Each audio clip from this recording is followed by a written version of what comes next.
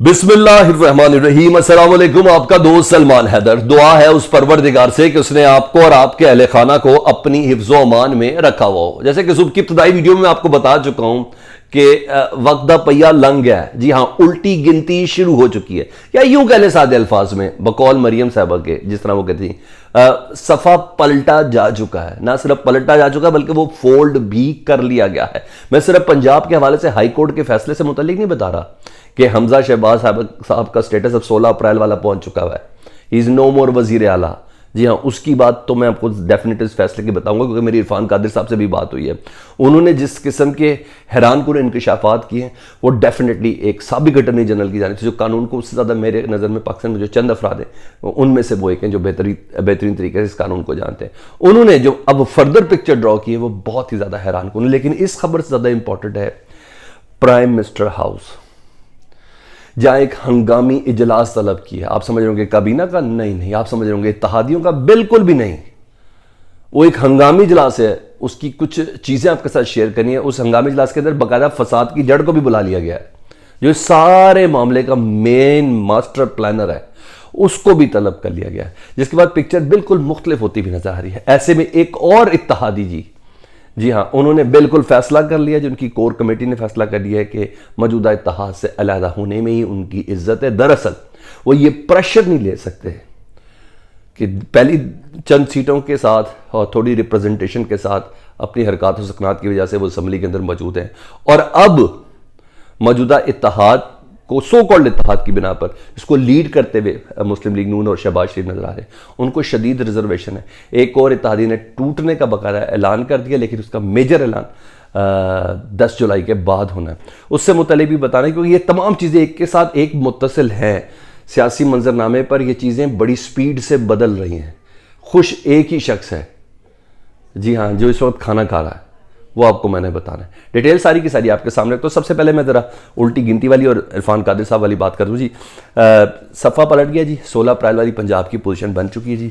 16 अप्रैल वही पोजीशन थी जब पाकिस्तान तहरीक इंसाफ के जो मुनहरिफ अरकान थे, जिनको भगोड़ा भी कहते हैं, गद्दार भी कहते हैं PTI के, उनको मिलाकर होटलों के अंदर कमरे दिलवा के और बकौल PTI के 50-50 करोड़ रुपया उनको देकर हमजा शहबाज की बाकायदा तौर पर वजारत आला की सीट क्रिएट की गई थी।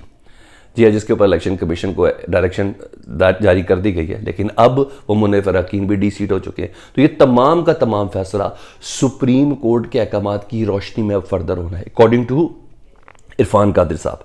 अच्छा सुन ले, 5 रुकनी लार्जर बेंच था जिसको जस्टिस सदाकत अली हेड कर रहे थे। 1-4 के डिफरेंस आई है जी। एक डिफरेंस जस्टिस सेठी साहब है, उन्होंने थोड़ा कंडीशनल इख्तलाफ किया इस फैसले से मुतल्लिक।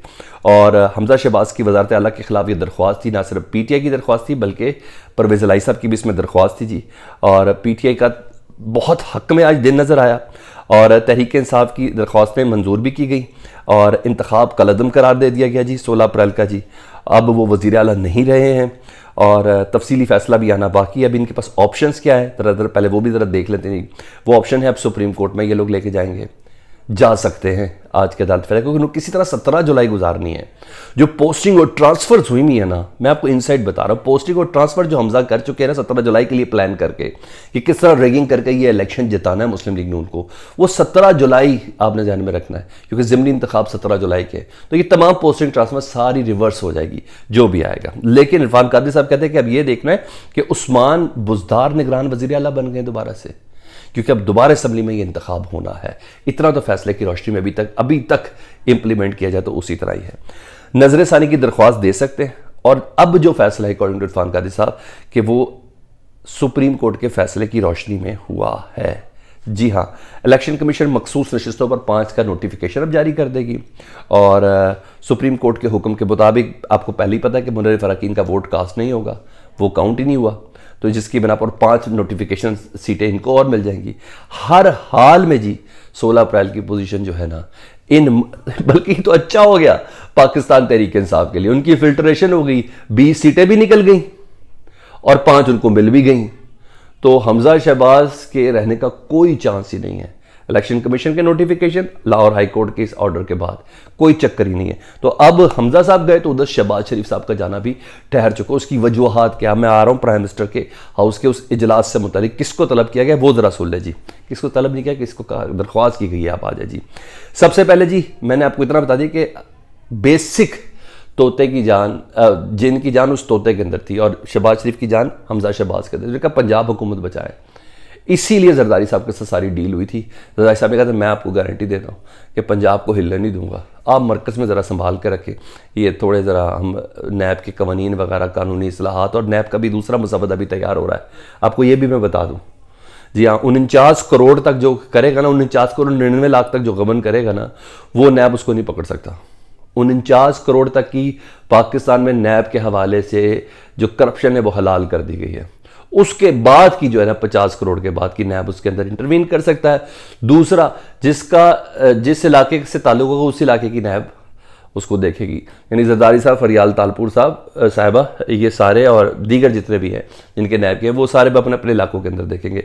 उनको नैब इस्लामाबाद के चक्कर नहीं लगाने पड़ने। तो बाकायदा तौर पर दरख्वास्त के साथ नैब के अंदर ये सलाहत डाली गई है। एक पूरे का पूरा जिसे कहते हैं ना ड्राफ्ट तैयार हो रहा है और ये भी आने वाले चंद दिनों के अंदर सामने पेश हो जाएगा। ये भी मैं आपको पहले बता दूं जी। अब आ जाओ जी ANP जी, उनकी मरकजी क़यादत का इजलास हुआ जी। ANP मुकम्मल तौर पर नाराज़ नजर आ रही है इत्तेहाद से। एमल वली खान की ज़ेर सदारत ये इजलास हुआ है। उन्हें क्या नाम से वादे पूरे किए गए हैं, ना ही हुकूमती फैसलों पर हुकूमत हमें एतमाद में लेती है। कोर कमेटी ने फैसला कर लिया है कि अब वो इत्तेहादी नहीं रहे, क्योंकि अपनी सियासत में मजीद वो डंट नहीं डाल सकते। इत्तेहाद से अलहदा होने का फैसला किया और हतमी फैसला ईद के बाद होगा। ये तो एक हो गया अब ये चीज़, क्योंकि अभी इलेक्शन अपना ख़राब नहीं करना चाहते ना, अब ये इलेक्शन ख़राब नहीं करना चाहते, तो इन्होंने ये वाला बनाया। और तो ANP भी गई, इससे पहले MQM अपने इस इत्तेहाद पर थू भी कर चुकी है कल पार्लियामेंट के फ्लोर पर, और लानत भी भेज चुकी है। ठीक है जी। JUI का मैंने आपको बता दिया, जरदारी भगाओ मुहिम का वो आगाज़ कर रहे हैं सिंध के अंदर से ही। असलम भूतानी साहब कह चुके हैं 2 सीटों पे क्या अकड़ है। अच्छा जी। और इसके अलावा खालिद मक्सी साहब भी कह रहे हैं क्यों हमें जलील करवा रहे हैं। तो ये 2 सीटें हैं मामला, एक सिर्फ कहते हैं एक पत्थर फेंकना, उसके बाद तीर देखे कैसे चलते हैं, क्योंकि जिस तरह आए हैं ना जाना भी इन्होंने ऐसे ही है। जी हाँ बिल्कुल ऐसे ही सर्कल है, जो बोरे हैं वही काटेंगे। अब इनके काटने की टर्न जरा जल्दी आ गई है। सिर्फ हैरानगी इस बात की क्योंकि पिस अवाम रही है बीच में। अब आगे सुन ले जी। प्राइम मिनिस्टर हाउस में हंगामी ज़ोराना तलब किया गया जी, जिसमें आसिफ अली जरदारी और सिर्फ बिलावल भुट्टो यानी बाप और बेटे को बुलाया गया है। इस इजलास से मुतल्लिक आपको मैं बता रहा हूं जी, शहबाज शरीफ को डेफिनेटली पता है कि असल फसाद की जड़ ये बाप ही है, आसिफ अली जरदारी साहब ही हैं, जिसकी बिना पर मैं इतना जलील हो रहा हूँ। पार्टी की सियासत का बेड़ा गर्क कर दिया है, भाई से मुखालफत मोल ली है, भतीजी काटने को दौड़ रही है, यानी हर लिहाज से पार्टी के अंदर टुकड़े और बखिए उड़ते हुए नजर आ रहे हैं। ऐसे में साग डार साहब का जो इंजेक्शन है ना PRP का, वो भी नाकाबिले कबूल तस्वुर किया जा रहा है। इस सिचुएशन में सब कुछ खत्म हो गया, पंजाब गया, हर चीज खत्म हो गई।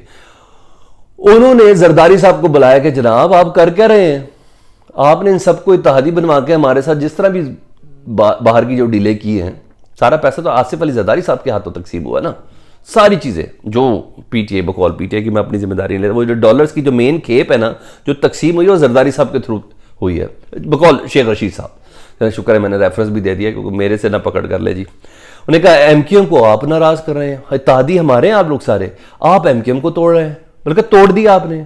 अच्छा आपने JUI को भी तोड़ दिया हमसे, क्या कर रहे हैं। यही नहीं, ANP भी जरदारी साहब, ANP जरदारी साहब की वजह से आई हुई है ना, ANP पीपल्स पार्टी की वजह से ही है, आपने उनको भी नाराज करवा दिया है।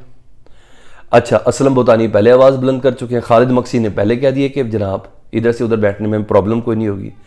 क्यों क्यों क्यों जलील करवा रहे हैं हमें। इसलिए बुलाया शहबाज शरीफ साहब ने बाप और बेटे को, आप हमें क्यों जलील, हमने गुनाह तो खैर इनके बहुत है माजी के एक दूसरे के खिलाफ, तो ये तो नहीं कह सकते मैंने कौन सा ऐसा गुनाह कर दिया, लेकिन इस इत्तेहाद को आप क्यों तोड़ना चाह रहे हैं।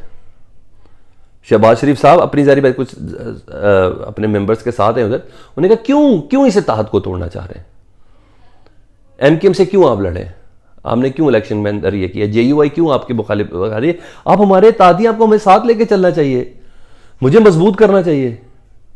दूसरी मजबूती करने में आसिफ अली जरदारी साहब ने वो जो 16 कनाल का गुलबर्ग के अंदर घर लिया शारा इमाम हुसैन पर, वहां उन्होंने सारी कार्रवाई डाली है, वो अपना मुस्तकबिल देख रहे हैं। खैर ये मुस्तकबिल तो पाकिस्तान की अवामी इंशाअल्लाह ताला का सही वोट कास्ट हुआ वो तो वही इसको डिसाइड करेगी। लेकिन बहरहाल इस वक्त शहबाज शरीफ साहब जी हाँ मुकम्मल तौर पर ट्रैप के अंदर आ चुके हैं, और इस ट्रैप के अंदर से वो कैसे निकलेंगे ये तो खड़े होकर निकला जा सकता है, लेट के नहीं। आपको क्या लगता है? कमेंट सेक्शन में फीडबैक से मुतालिक मुझे ज़रूर आगाह कीजिएगा। अपना बहुत ज़्यादा ख्याल रखें। अल्लाहुम्मा सल्ली अला मुहम्मदिन व आले मुहम्मद।